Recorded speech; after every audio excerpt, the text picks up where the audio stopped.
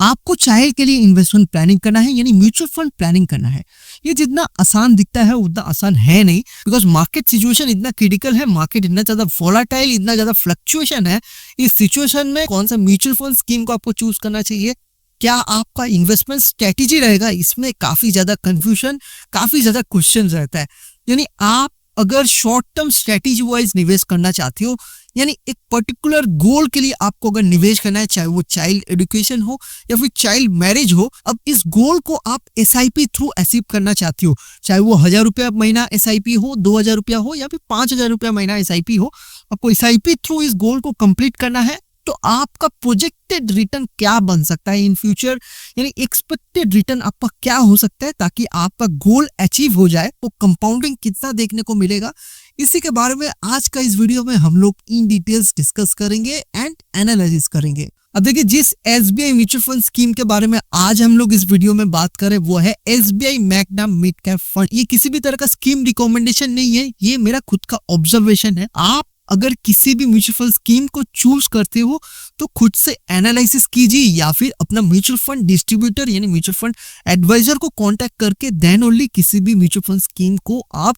Choose कीजिए। अगर हम लोग SBI magnum mid cap fund का अगर past historical return data performance को देखें, लास्ट 1 साल में ये स्कीम आपको 3% का रिटर्न दिया है, लास्ट 3 साल में 24%, लास्ट 5 साल में 30%, ओवरऑल रिटर्न परफॉर्मेंस लॉन्च से लेकर अभी तक आपको 19% का रिटर्न दिया है ये particular SBI mutual fund scheme. अगर इस स्कीम का एक्सपेंस रेशियो को देखोगे काफी डिसेंट है, 0.82%, एग्जिट लोड भी 1% है। आप अगर 1 साल के पहले फंड से एग्जिट करते हो, ये कंपनसेशन आपको कंपनी को पे करना पड़ता है। चाहे एक्सपेंस रेशियो हो, एग्जिट लोड हो, स्कीमों का जितना कम होगा उतना आपके लिए बेनिफिशियल है। आप अगर किसी भी म्यूचुअल फंड स्कीम में या फिर अगर SBI magnum mid cap mutual fund scheme में अगर निवेश करते हो तो फिर आपका एंटिसिपेटेड रिटर्न क्या हो सकता है, यानी एक्सपेक्टेड रिटर्न क्या हो सकता है इन फ्यूचर। फोरकास्ट रिटर्न आपका 12% भी हो सकता है, फोरकास्ट रिटर्न आपका 15% भी हो सकता है, फोरकास्ट रिटर्न आपका 18% भी हो सकता है, बिकॉज म्यूचुअल फंड का रिटर्न फिक्स नहीं होता, ये मार्केट के ऊपर डिपेंड करेगा आपको इन फ्यूचर क्या रिटर्न मिलने वाला है। अब हम लोग एक डेमो इन्वेस्टमेंट स्ट्रेटेजी को समझ लेते हैं। मान लीजिए आप 1000 रुपए का SIP निवेश कर देते हो, यानी इस पर्टिकुलर म्यूचुअल फंड स्कीम में, यानी SBI magnum mid cap fund में आप 10 साल के लिए निवेश रहते हो। आप नॉर्मल SIP ना करके इसके साथ आप 10% स्टेप अप को यूज कर रहे हो, बिकॉज आपको इन्फ्लेशन यानी महंगाई को भी कवर अप करना है इन फ्यूचर।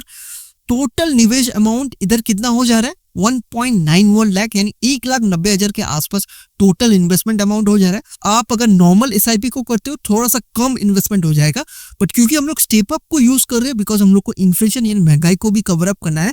अब स्टेप अप मतलब है क्या, 10% स्टेप अप जो हम लोग कर रहे हैं उसका मतलब क्या है, यानी फर्स्ट ईयर आपका SIP जो भी आपका ओरिजिनल SIP अमाउंट है वही कटेगा, यानी 1000 रुपए करके SIP आपका कटेगा। सेकेंड ईयर क्या हो जाएगा, 1000 प्लस 10%, बिकॉज आप 10% स्टेप अप यानी टॉप अप को यूज कर रहे हो, इसीलिए 1000 प्लस 10% यानी 1100 करके आपका सेकेंड ईयर से SIP कटेगा। थर्ड ईयर क्या हो जाएगा, 1100 प्लस 10% अगेन यानी 1210 करके आपका थर्ड ईयर SIP कटेगा।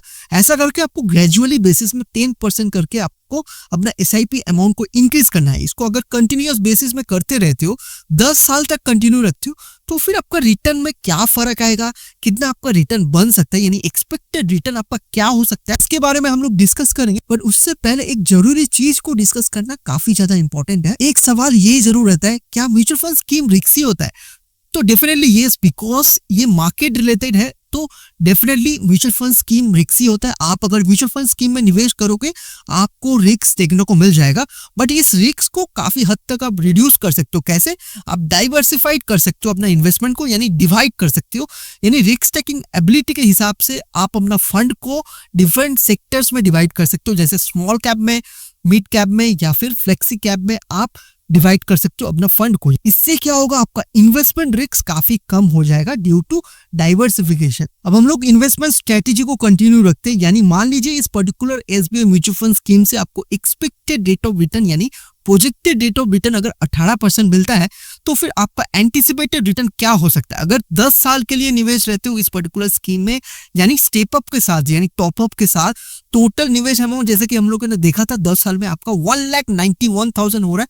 1,000 रुपए SIP करके 10% टॉपअप अगर करते हो तो नियर अबाउट 4 लाख के ऊपर एक एक्सपेक्टेड एंटीसिपेटेड रिटर्न बन सकता है। इस केस में 1,000 रुपए का SIP 15 साल के लिए कंटिन्यू रखते हो 3,81,000 के आसपास आपका टोटल इन्वेस्टमेंट अमाउंट हो जा रहा है 15 साल में। नियर अबाउट आपका 12 लाख के ऊपर एक एक्सपेक्टेड एंटीसिपेटेड रिटर्न बन सकता है। यही 1,000 रुपए SIP अगर आप 20 साल के लिए कंटिन्यू रखते हो यानी 10% टॉपअप के साथ आपका टोटल निवेश अमाउंट 6,87,000 के आसपास हो जाएगा। तो नियर अबाउट आपका 30 लाख के ऊपर एक एंटीसिपेटेड एक्सपेक्टेड रिटर्न बन सकता है। इस केस में आप इधर क्लियरली देख पा रहे हो, आप अपना टाइम को जितना इंक्रीज कर रहे हो उतना आपको काफी अच्छा खासा कंपाउंडिंग ग्रोथ देखने को मिल रहा है। अब आपको अपना टारगेट के हिसाब से टर्म को सिलेक्ट करना है। आपको 10 साल के लिए SIP को करना है, 15 साल के लिए या फिर 20 साल के लिए। जितना आप टाइम को इंक्रीज करोगे उतना आपको अच्छा कंपाउंडिंग रिटर्न देखने को मिल जा रहा है। अब आपको अगर इस SBI magnum mid cap mutual fund scheme में निवेश करना है, कुछ मिनिमम इन्वेस्टमेंट रिक्वायरमेंट भी है, उसको हम लोग जान लेते हैं। SIP करना चाहते हो सिर्फ 500 रुपए महीने से चालू कर सकते हो। लमसम के लिए आपको 5,000 निवेश करना पड़ेगा मिनिमम। AUM फंड साइज यानी लोगों का कितना पैसा ऑलरेडी इन्वेस्टमेंट है यानी इस पर्टिकुलर स्कीम में यानी SBI मैग्नम मिड कैप में नियर अबाउट 22,000 करोड़ के ऊपर लोगों का ऑलरेडी इन्वेस्टमेंट हो चुका है इस पर्टिकुलर स्कीम में, यानी लोगों का काफी भरोसा है। अब इस पर्टिकुलर स्कीम में इन्वेस्टमेंट करने के लिए आपका इन्वेस्टमेंट प्रोसेस क्या रहेगा? ठीक है, डायरेक्टली आप बैंक में जाके या फिर SBI म्यूचुअल फंड कंपनी में जाके निवेश कर सकते हो। दूसरा जो है आप ब्रोकर को ढूंढ सकते हो यानी रजिस्टर्ड म्यूचुअल फंड डिस्ट्रीब्यूटर को ढूंढ के भी आप निवेश कर सकते हो। तीसरा आप relevant official mutual fund app यानी इस केस में आप SBI official mutual fund app या फिर वेबसाइट में जाके भी निवेश कर सकते हो।